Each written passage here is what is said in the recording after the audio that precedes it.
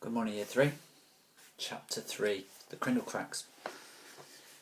Wendy screamed and hid behind the refrigerator. Winston screamed and hid behind the gas cooker. "It's not my fault," he cried. "It's not my fault." Winston was always saying it's not my fault. For example, a couple of days ago when Wendy complained about how hot it was, Winston said, "It's not my fault." And when Ruskin said he didn't have any school friends, when a light bulb fused, when Wendy broke a cup, when a car backfired, when a dog started barking to these, and many other things, Winston's immediate and only response was, "It's not my fault." Ruskin stood on the chair staring at the ball.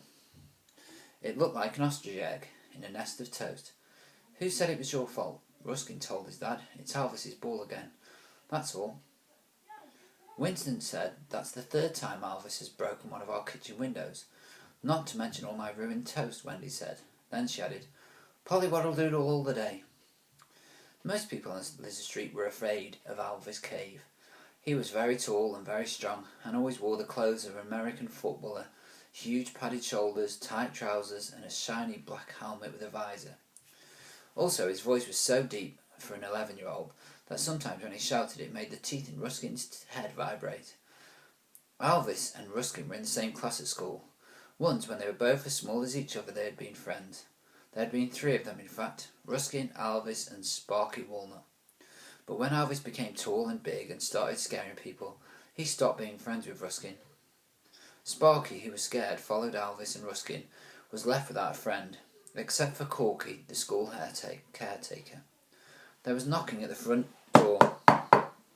"It's not my fault," Winston gasped. "Polly Wally doodle all the day," Wendy gasped. She says that long. The knocking got louder.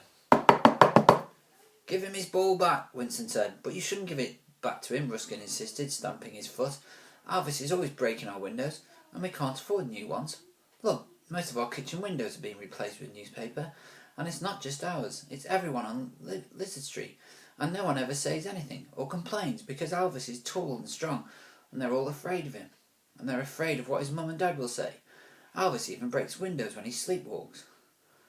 Alvis had been caught sleepwalking several times, bouncing his ball.